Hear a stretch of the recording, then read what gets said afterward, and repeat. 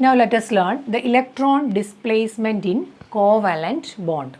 So first of all, we should know what is the reason for electron displacement. So there is electron displacement in a covalent bond. So there are some reasons behind electron displacement, and the first reason is that may be the presence of an atom or a substituent group in the molecule. So this may be due to the presence of an atom or a substituent group in the molecule. So due to that presence of atom or substituent group, there may be electron displacement in covalent bond. So second reason is the presence of an attacking reagent.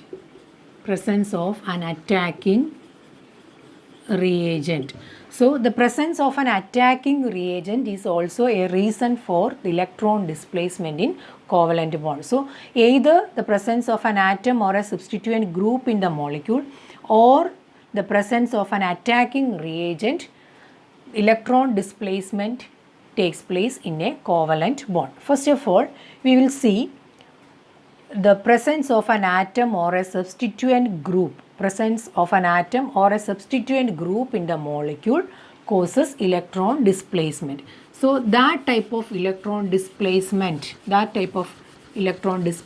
is explained on the basis of inductive effect.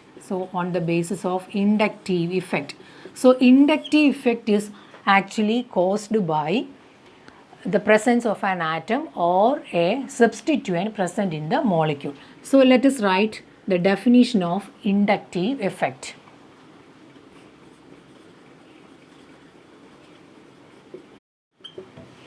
So inductive effect can be defined as the permanent displacement of electron along a carbon chain when an atom or a substituent group with different electronegativity than carbon is attached to carbon chain is called the inductive effect. So this is actually a displacement of electron. So we have studied there is electron displacement may be due to the presence of an atom or a substituent group. Here in inductive effect, it is because of the presence of an atom or a substituent group, but there is a speciality of that substituent group, that is having a different electronegativity than carbon. So that is having a different electronegativity than carbon, which is attached to the carbon chain. So let us take one example. Consider this carbon chain,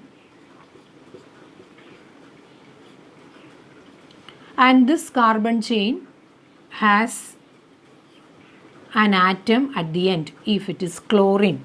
So if chlorine is attached in this carbon chain, so in this molecule an atom or a substituent group, we can consider this as a substituent group also. So this atom is attached in this carbon chain, it is at the end of this carbon chain, and we know that this chlorine is a halogen which is having more electronegativity. So chlorine is more electronegative compared to this carbon. So chlorine is more electronegative than carbon.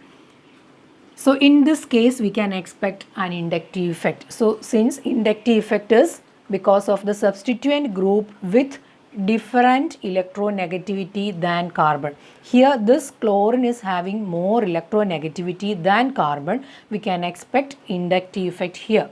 So that means inductive effect means there is a permanent displacement of electron. Here this electrons, that means this pair of electrons are actually shifted towards this chlorine. That means chlorine is more electronegative than carbon, so the shared pair is lying closer to chlorine. This is because of the high electronegativity of chlorine than carbon.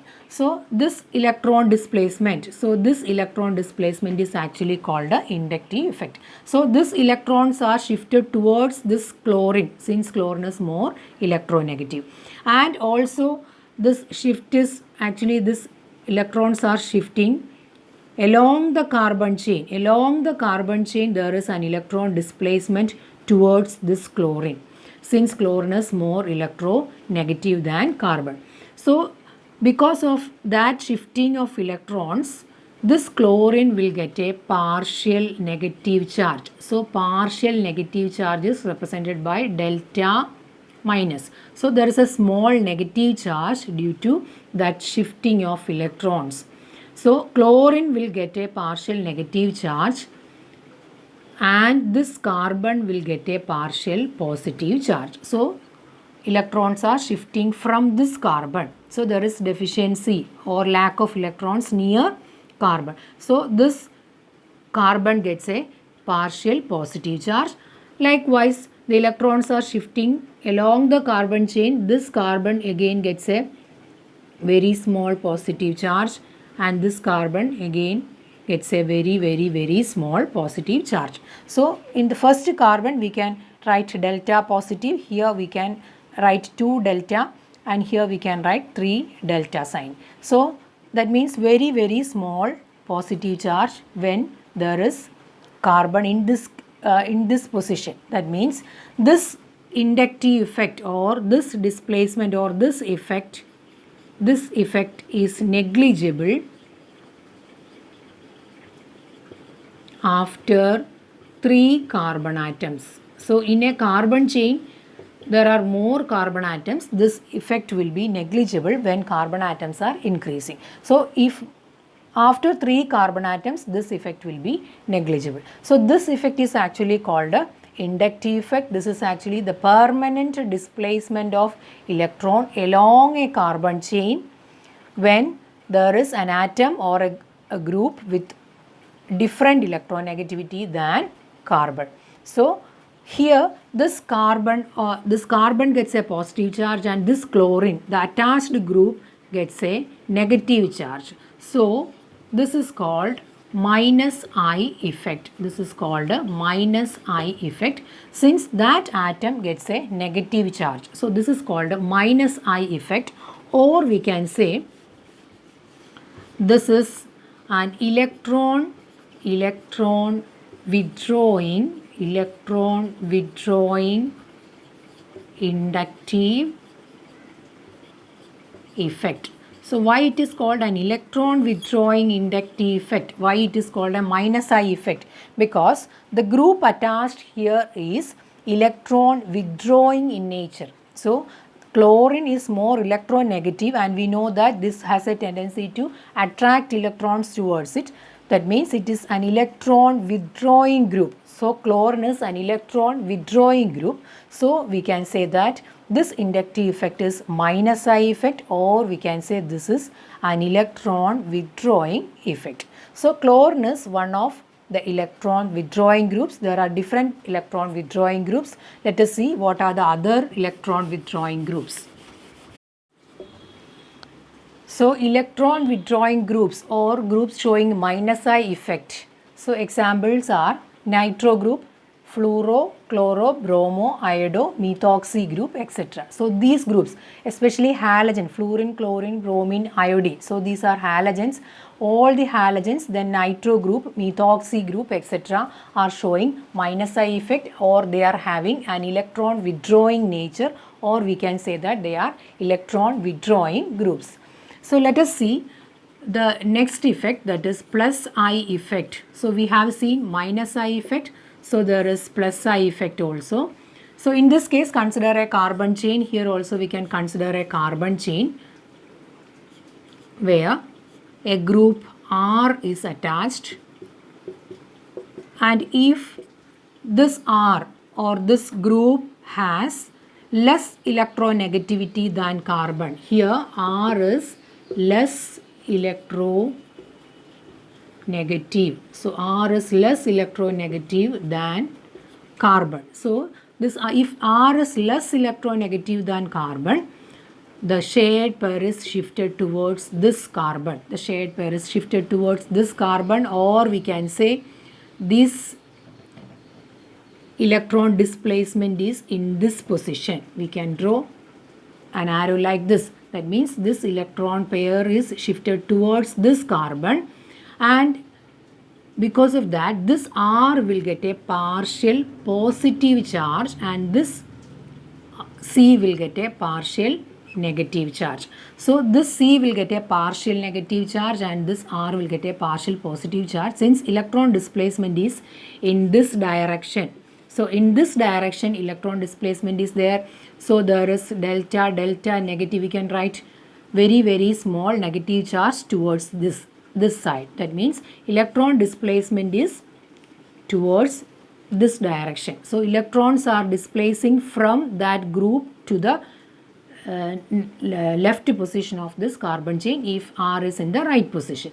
Since R is less electronegative than carbon, that is the reason. So this group will get a positive charge. So this effect is called a plus I effect.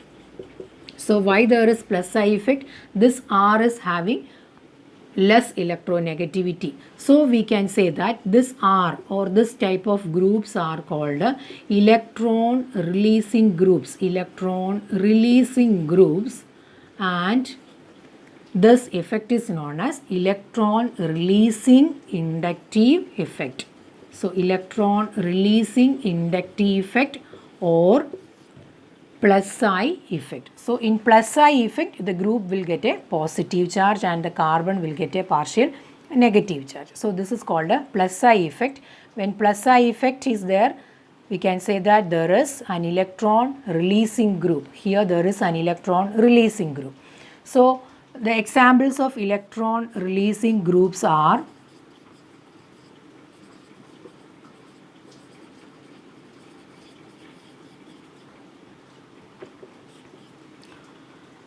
normally alkyl groups. Alkyl groups are electron releasing groups. Alkyl group means maybe methyl group, ethyl group, propyl group,